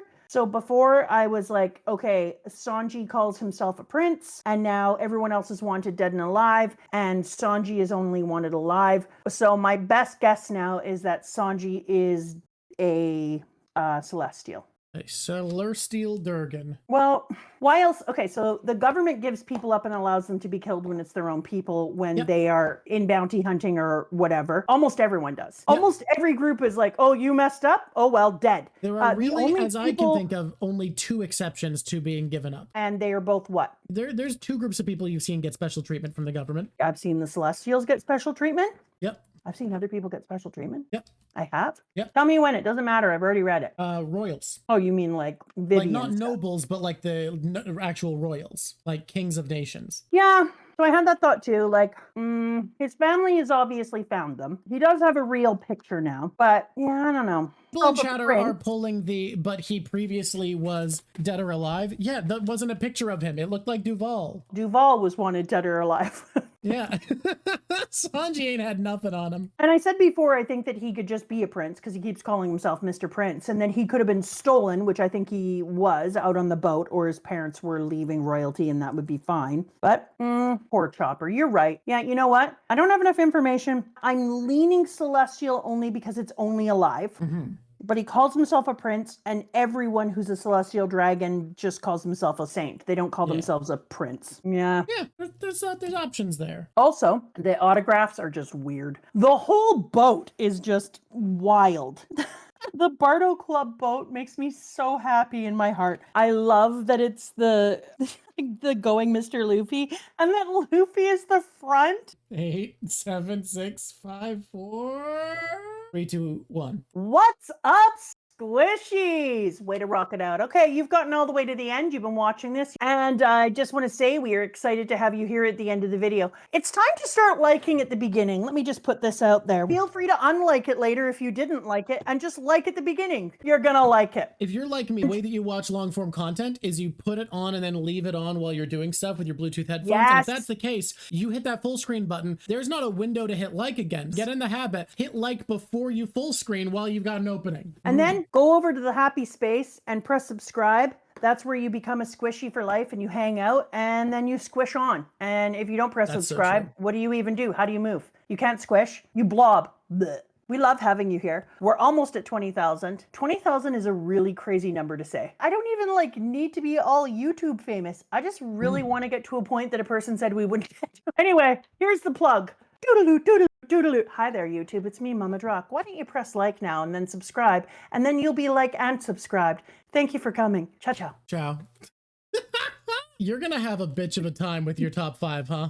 Oh my God, how dare, how dare, how dare. I just want to do a couple more things first. Okay. So I think we're going to meet Sanji's family coming up real soon. Apparently we won't meet mums because, you know, mums are not adventurous. No, mums are dead. Yeah, but somebody said in an SBS, hey, why you gotta go killing all the mums? And he said mums are the opposite of adventure. I think it's meant to be like if someone had a mom, they wouldn't go on an adventure. There'd be someone being like, hey, don't do that. Yeah, let me just say right now. Uh-huh. Boo. If I've tried to adventure adventure, and you've been anti those adventures, is all I'm saying. What adventure have you tried to do that I've been like, no adventures for you? I can't remember off the top of my head, but I've definitely been like, I want to go do a dangerous thing, and you've been like, don't do that. Oh my God, what an Remember asshole. when I jumped off that big cliff and you got so scared? Very against me jumping off the big cliff. Yeah, because you were all dumb. I'm saying is you're buying into the moms are the opposite of adventure narrative. And all I'm saying is it sounds like I'm doing good, sensible mom crap. I survived. Oh, good mums are too sensible. I just said good, sensible mum crap. If Luffy was my son, I don't think that I would have a choice. No. They'd be like, well, I'm out on the ship. And I'd be like, well, that's not awesome. But on the other hand, I guess you're out on a ship. It's too late now. That is what it is. Although maybe he wouldn't have wanted to be a pirate if he wasn't like alone at a bar and the only adult who would talk to him was either the barkeep or a pirate who showed up. Maybe you should have left him with more than one person, is what you're saying? Yeah. I mean, at that point, it seems like he was left with 0 people. He was at a bar and the bar lady was like, yeah, this is the orphan who just sits in my bar. Do I think Big Mama is gonna like Luffy Doofy? I mean, so What's her far their name? interactions have been, fuck you, I'm stealing your territory. I agree. Yeah, there's a bunch of shit about to happen. Did we talk about how Diaz Drake is in Law's flashback? No. Yeah, Diaz Drake is there. Who will aid whom? Who will betray who? You tell those celestial dragons, Emergeois, you will be dragged from your lofty perch. His worldview inverts when he gets decked, huh? Oh, yes. He goes from, we are untouchable gods, how dare you set foot in my domain, yada, yada, yada, to all those celestial dragons who think themselves untouchable are about to be destroyed. But this is a great one that he does, this one. And what about now? The number of pirates has swelled, but there's still just the one seat sitting empty. Do you see where I'm going with this? This is going to kick off the greatest battle for power in the history of pirates. It's not wrong about that. That part's not wrong at all. Yeah. Also, who is going to take over the ocean now? Okay, so you stick a person like in the middle of a whole section of the worst generation ever. And you've got to think to yourself, he's got himself a pretty good group of people that he can minion up with there. And they are looking to align themselves to take over. So he's obviously going to use them for his own forces to create, because there's just no way that you have a man like that come, because they're not going to fight them. What are they going to do? Get there and beat him up? He is not going to die. And is he just going to leave before he sows problems? No, probably not going to leave before he sows problems. So I can actually see him aligning with them in the way that he can use them for himself to help to spark the greatest war, especially since he's about to find out that Dofi is going down.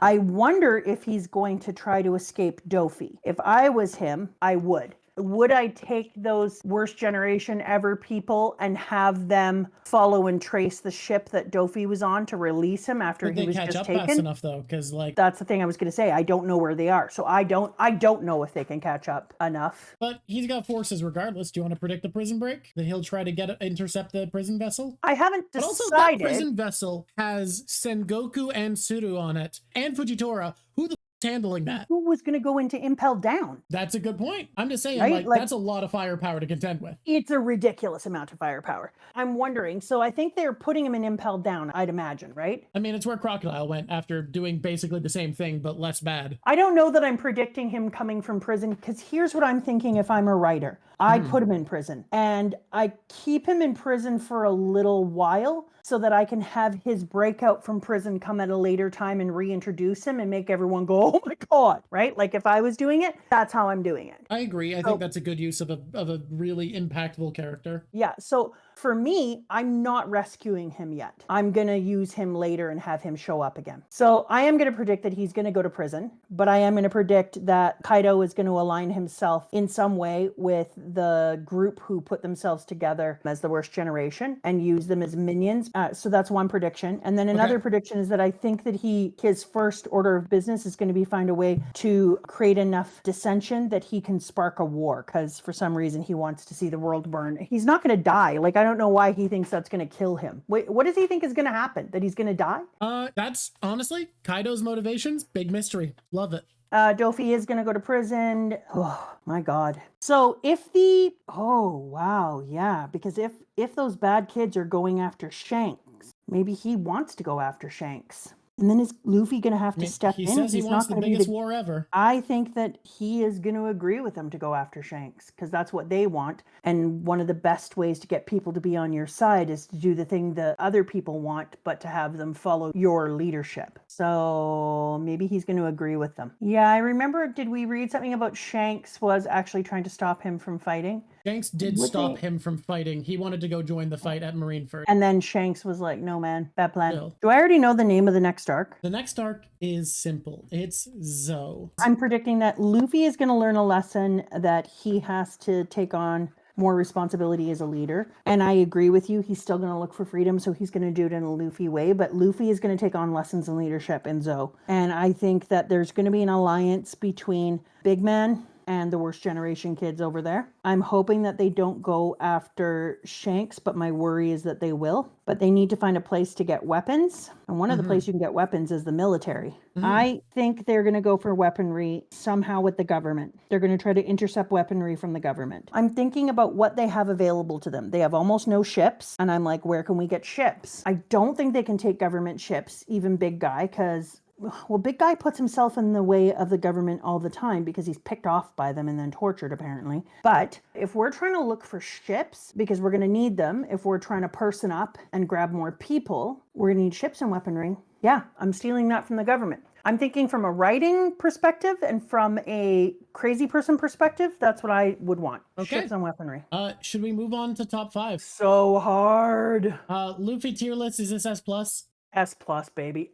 We got a new gear and we got no Steppy. Oh my god, S+ to the sun. Like, oh, Luffy. Peak, it's peak. Oh, the Luffy is Luffying in this one. Bees, this is a hard one. Yeah. Do we want to do your most hated character first? Yeah, Okay. Snotty. Yeah, it's Treble. Okay. Bye, Treble. Get fired. Do you want to do favorite minor character before we do it? Yeah, Yeah? it's announcer. All right. Yachts. Yats is best. That's his best. He's doing it. All right. Now we've done the easy ones. Top 5. Damn it. I was really, really hoping that would take longer, but I had them right there. My bees. Okay, here we go. Oh, here we go. Shit. Okay, Zoro'd hard. Yep. Robin hard. Yep. Cabbage hard. The problem is not that many people worked in a pair. I know. That's what I was just thinking at the same time. Fuji saved them at the last minute. Fuji has honesty. I want Fuji in there, but I'm just trying to decide where. Okay, Zoro had some thinky moments. He bucked tradition and insisted and pulled people together to do what they thought was impossible. Frankie took on the big fight. He destroyed the factory. Usopp didn't do as much in this one. Hey, that's nice. He was good last time. He can take a break. And then Sanji gone, so I don't have to worry about him. You know what? I'm not going to lie. I thought that Sabo would do more. Yeah, he was just kind of present. I thought that Sabo just kind of would come in every once in a while. Does that make sense? He beat up Jesus Burgess, but it's not like that was the biggest threat. Like, he was an extra factor that took care of another extra factor. Like, two complicating variables just took each other out. And Koala didn't do enough either, honestly, to be in the top 5. It's also, when we were talking earlier about similarities between my old favorite with Vivi, how these arcs are so similar it's ridiculous. This is just a turned up version of Alabasta. Yeah. That there's equivalents across the board, including like Crocodile is Earth, and so is Pica. Yeah, et cetera, all the Devil like Fruit upgrades. Miss Golden Week, Angiola, Gladius, and Mr. 5. So many. Yeah, there's so many. Okay. Does that mean Senor Pink is Mr. 2? Oh, and then Mansherry. She did so much. Yep. Mansherry's number 5. All right. We have one. We have one on the board, everybody. It's Mansherry, and she's number 5, and she's kicking it. And she's sitting there, and she's like, only 5? Boo! And then she cries. And then Leo would be like, see, she's so entitled. And then everyone gets healed. You're welcome, everyone. Frankie, number 4. Okay. Frankie had numerous fights and helped to lead the entire nation of the little guys. Frankie killed it. Goat. So Frankie, number 4. I might have even number 3'd him, but I think I'm going to put him on number 4. And then I am going to put, Dressrosa. Yes, skanky ass. You're so hard to figure out because everybody is so good. Fuji, number 3. I lie. Fujitora is number 4 and Frankie is number 3. I'm sorry. I can't put Fujitora above my boy Frankie. I tried and I can't. Didn't work. Didn't feel good. Just didn't feel good. In the reread through, I am going to struggle to do a list with you. Isn't it going to be so great to have a guest struggling with us? Oh, I'm gonna love that so much for us. It Okay, is. Zoro? Hell yeah, good job. Lost number 1. There are so many great characters who didn't make the list, but they couldn't all make the list. I'm sorry, guys, that's it. There's too many of them. And with Zoro and Law, I could have switched places at any time. And Bardo, love that man. Love him. Want to put him on so bad, can't. Oh my God. Remember, I get a mushroom, I said, for saying how the stuff got off the sea floor. Yes. But I get a gold star for saying that there would be a Yes. poneglyph in it. For the cover story, you get 1 mushroom and 1 gold star because you said it was knock upstream, but that's not true. But it did have a poneglyph, so that is true. Poneglyph. All right, guys. Where am I reading to next? You are reading to the end of the Zo arc, and it's 824, 23 chapters next time. Okay. Y'all, I love Bounce Man. Yeah, you did make a bubblegum man. Look, he's not pink. He just is pink all around him. He pink. I see his I face. like pink. I didn't Okay. draw it that differently today, but I think the more exaggerated focus actually works really well. Yeah, I like that you made the hand bigger in the end. You took his body back further a little bit, which gives it more perspective and gives it more oomph. I had fun. I did something almost watercolory with the painting, which was fun. I was wondering what color Dragon's tattoos were because when I saw the tattoo kind of patterns that came out in his haki, which is one of the reasons that I wonder whether or not other haki people can see the patterns, because why would it pattern itself on its body? You know what I mean? What a waste. But then I was told they were red, but it's going to come back. Color is going to mean something, so I'm just waiting for it. I was just thinking earlier today how amazing it is to find out about all these like neat tropes and characters that arrive in all sorts of different manga and chapters that go manga to manga. And then I was like, to get to do this with a group of people who are helping me to stay as ignorant as possible in the moment and just come along for a joyride and enjoy the crazy, and then get to do it with you, to get to do something this special with my own son is such a gift. And I just want you to know I'm so grateful. So thank you everyone, and thank you Drawk. Hey, squish on squishies. And it's been lovely talking to you. Bye everybody. Bye everybody.